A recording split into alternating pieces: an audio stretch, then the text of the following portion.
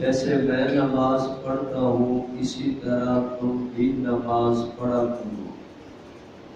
ہر غلام نے اپنے نبی صلی اللہ علیہ وسلم کی نقل میں ہی نماز ادا کرنی ہے۔ جو آپ نے طریقہ ارشاد فرمایا، عمل کر کے بتایا، اسی کی نسبت سے کل نماز کی 7 شرائط بتائی گئی تھی جو ابتداءً ان کو پورا کرنا ضروری ہے۔ ان 7 کے بعد اب اگلی 6 ضروری چیزیں جن کو فرض کہا جاتا ہے۔ ہر رکن کا اپنا درجہ ہے، نماز میں کتنے ارکان ہم ادا کرتے ہیں، ہر ایک کا اپنا اپنا درجہ ہے۔ 6 چیزیں نماز میں ایسی ہیں جو فرض ہے، ضروری ہے، اب ان کو پورا کرنا لازمی ہوتا ہے، چھوٹ جائے تو نماز نہیں ہوتی۔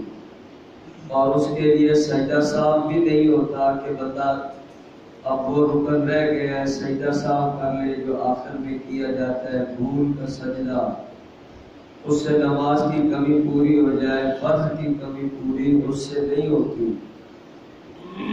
ان فرائض کو ادا کرنا ہی ضروری ہے۔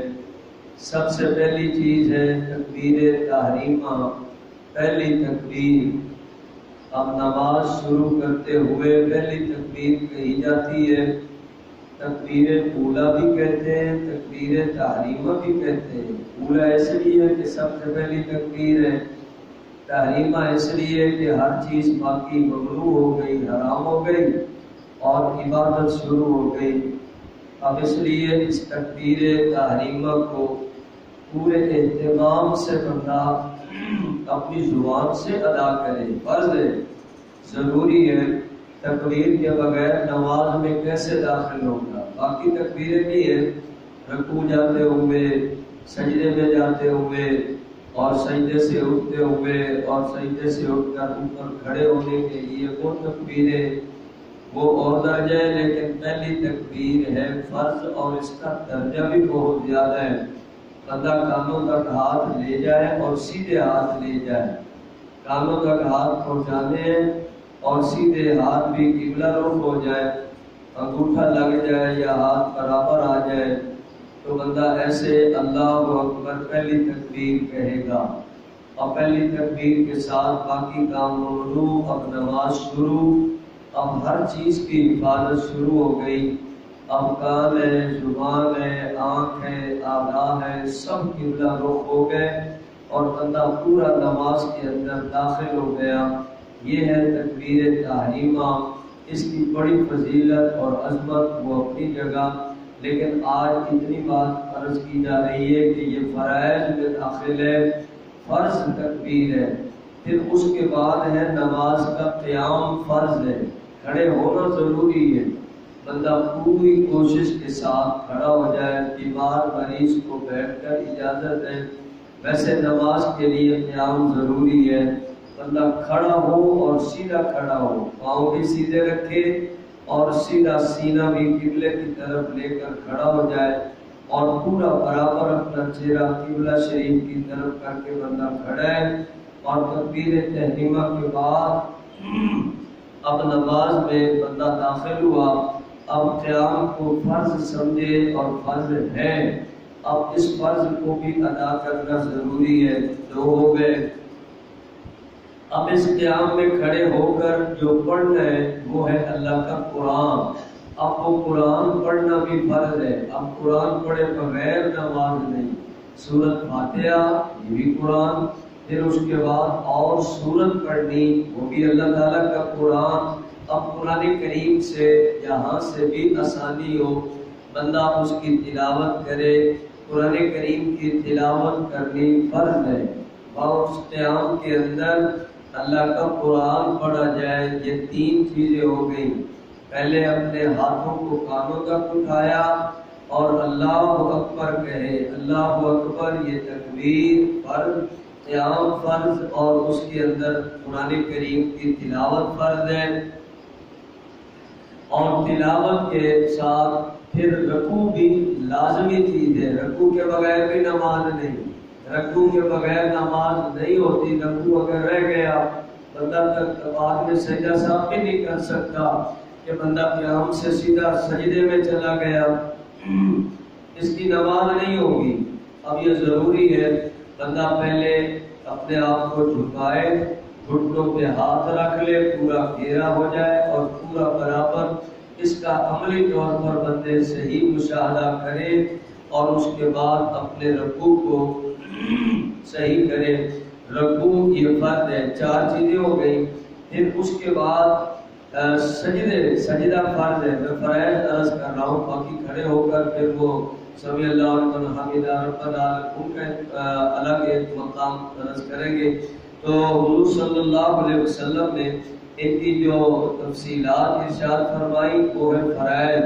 تو فرائض کو بندہ اس طرح ادا کرے: ایک قیام، تکبیر تحریمہ کے بعد، پھر تلاوت اور پھر رکوع اور پھر سجدہ.